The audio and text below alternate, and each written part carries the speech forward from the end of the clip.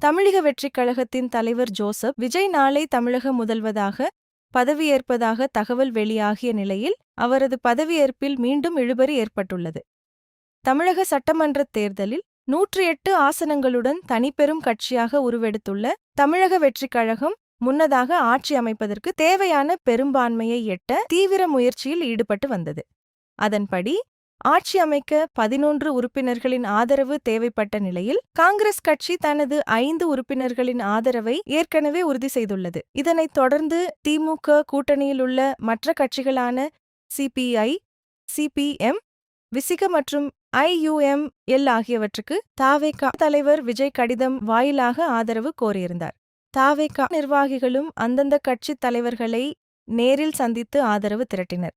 அந்த முயற்சிகளின் பலனாக இடதுசாரி கட்சிகளான இந்திய கம்யூனிஸ்ட் மற்றும் மார்க்சிஸ்ட் கம்யூனிஸ்ட் ஆகிய இரு கட்சிகளும் தவேக ஆட்சி அமைக்க தங்களது ஆதரவு கடிதத்தை அதிகாரப்பூர்வமாக வழங்கியுள்ளன. விடுதலை சிறுத்தைகள் கட்சியும் தவேகவுக்கு ஆதரவளிப்பதாக தெரிவித்திருந்தாலும் இதுவரை முறைப்படியான ஆதரவு கடிதத்தை வழங்கவில்லை. இதற்கிடையில் இந்திய யூனியன் முஸ்லிம் லீக் ஐயுஎம்எல் கட்சியும் தவேகவுக்கு ஆதரவு தெரிவித்துள்ளதாகவும் அதன் மூலம் தவேகவின் பலம் 120 ஆக உயர்ந்து பெரும்பான்மை உறுதி செய்யப்பட்டுவிட்டதாகவும் தகவல்கள் பரவின. ஆனால் இத்தகவலை ஐயுஎம்எல் தலைமை திட்டவட்டமாக மறுத்துள்ளது.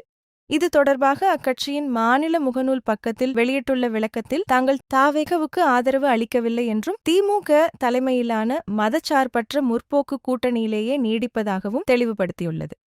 இவ்வாறானதொரு பின்னணியில் தவேகவுக்கு ஆதரவாக உள்ள உறுப்பினர்களின் மொத்த எண்ணிக்கை 116 ஆக உள்ள நிலையில் பெரும்பான்மைக்கு இன்னும் 2 உறுப்பினர்களின் ஆதரவு அவசியமாகிறது.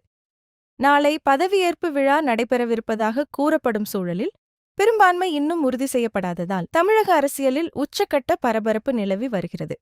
இந்நிலையில் விடுதலை சிறுத்தைகள் கட்சியின் அதிகாரப்பூர்வ கடிதம் மற்றும் மீதமுள்ள 2 உறுப்பினர்களின் ஆதரவை பெறுவதில் தவேக தலைமை தற்போது தீவிர கவனம் செலுத்தி வருகின்றமை குறிப்பிடத்தக்கது.